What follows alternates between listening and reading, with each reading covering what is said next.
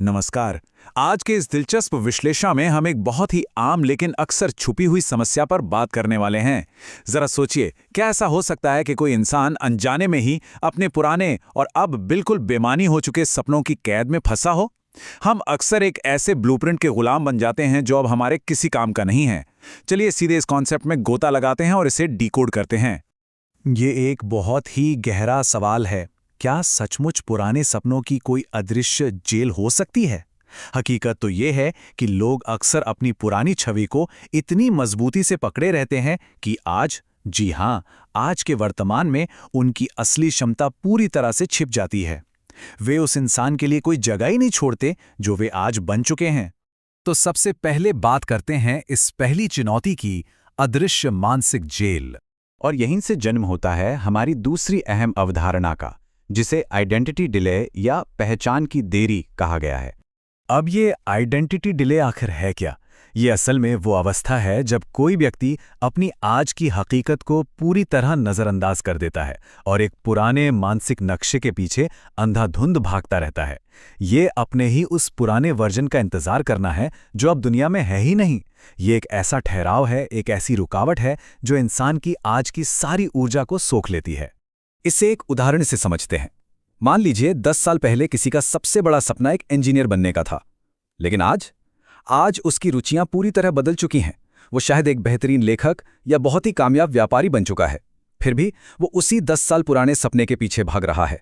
उसकी वर्तमान प्रतिभा कहीं और चमक रही है, लेकिन ध्यान अभी भी उसी पुरानी मंजिल पर अटका है। या फिर एक और बहुत ही आम स्थिति देखते हैं। कॉलेज के दिनों में कोई व्यक्ति बहुत शर्मीला रहा हो।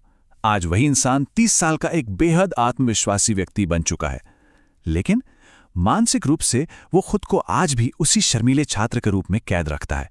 ये पुरानी सोच और आज की सच्चाई के बीच का एक बहुत बड़ा और नुकसानदायक अंतर है। अब सवाल ये उठता है कि ये स्थिर नक्शे बनते कैसे हैं? चलिए अपने तीसरे बिंदु की ओर बढ़ते हैं। दरअसल हमारे दिमाग में ये ब्लूप्रिंट बहुत पहले ही बन जाते हैं। बचपन की उम्मीदें, माता पिता, दोस्त और हमारा समाज, ये सब मिलकर एक खाका तैयार करते हैं। बाहरी उम्मीदों का ये भारी भरकम बोझ किसी भी इंसान की पहचान को बस एक ही जगह पर फ्रीज कर देता है, मानो समय रुक गया हो। लेकिन परेशानी तब शुरू होती है जब इस स्थिर छवि का सामना इंसान के लगातार बदलने वाले स्वभाव से होता है। इंसान समय के साथ हर दिन विकसित होता है ना? लेकिन जब वो मानसिक छवि अपनी पुरानी जगह पर ही अड़ी रहती है तो एक बहुत भारी टकराव या फ्रिक्शन पैदा होता है, और बिल्कुल इसी वजह से लोग अपनी नई क्षमताओं को पहचानने से पूरी तरह चूक जाते हैं। तो अब उपाय क्या है? आइए चौथे हिस्से की बात करते हैं, आज़ादी के 3 अहम कदम।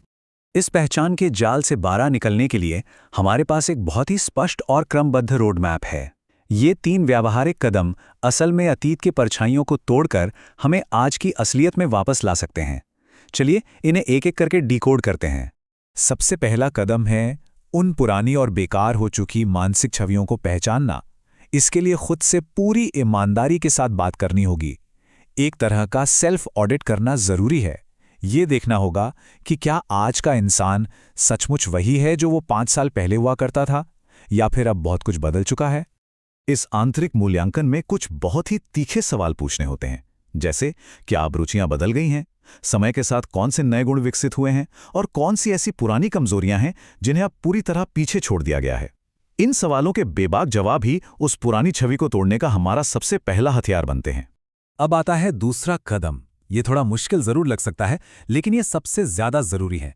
उन स्थिर आंतरिक तस्वीरों को हमेशा के लिए छोड़ देना जो इंसान को बांध कर रखती हैं। पुराने लक्ष्यों का दोबारा मूल्यांकन करना होगा। अगर वे लक्ष्य आज अपना महत्व खो चुके हैं तो खुद को उन्हें छोड़ने की आज़ादी देनी ही होगी, बिल्कुल बेझिझक। और फिर आता है हमारा तीसरा और अंतिम कदम, अपनी वर्तमान क्षमताओं की पहचान करना। यहाँ पूरा फोकस इस बात पर होना चाहिए कि आज के समय में किस काम को करने में सबसे ज्यादा खुशी मिलती है। ऐसे कौन से काम हैं जो बिना किसी भारी संघर्ष के एकदम सहजता से हो जाते हैं, क्योंकि सच मानिए असल में यही वो जगह है जहां आज की असली ताकत छिपी है। तो जब हम इन नई चीजों को एक साथ रखते हैं तो एकदम साफ तस्वीर उभर कर सामने आती है। नए हासिल किए गए गुण, वो काम जो सच्ची खुशी देते हैं, और वो गतिविधियां जिन्हें बिना थके लंबे समय तक किया जा सकता है, ये सब मिलकर आज की वास्तविकता के सबसे मजबूत और सच्चे संकेत बन जाते हैं। तो इस पूरी यात्रा के बाद हम अपने अंतिम और 5वें पड़ाव पर पहुंचते हैं, निरंतर विकास को अपनाना। एक बार जब अतीत की उन धुंधली परछाइयों को पीछे छोड़ दिया जाता है तो दैनिक जीवन के विकास को पूरी तरह से अपनाने का एक नया रास्ता खुल जाता है। लगातार विकसित हो रही क्षमताएं, नई नई रुचियां और वक्त के साथ बदली हुई प्राथमिकताएं, यही तो किसी भी इंसान की सच्ची पहचान होती हैं। एक ही जगह ठहरे रहने में कोई जिंदगी नहीं है। जीवन तो बस लगातार आगे बढ़ते रहने का नाम है। इस संदर्भ में एक बहुत ही शक्तिशाली और विचारणीय बात कही गई है। इस निरंतर बदलाव को स्वीकार करना ही सच्ची स्वतंत्रता है।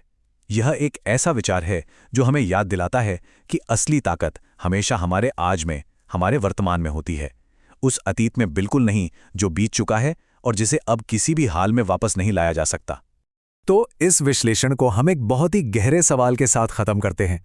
वो कौन सा पुराना मानसिक ब्लूप्रिंट है जो आज लोगों को आगे बढ़ने से रोक रहा है?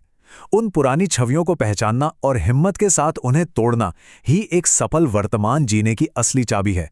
इस पर गहराई से विचार जरूर होना चाहिए, क्योंकि आज के समय में खुद को आजाद करने की सबसे बड़ी जरूरत यही है।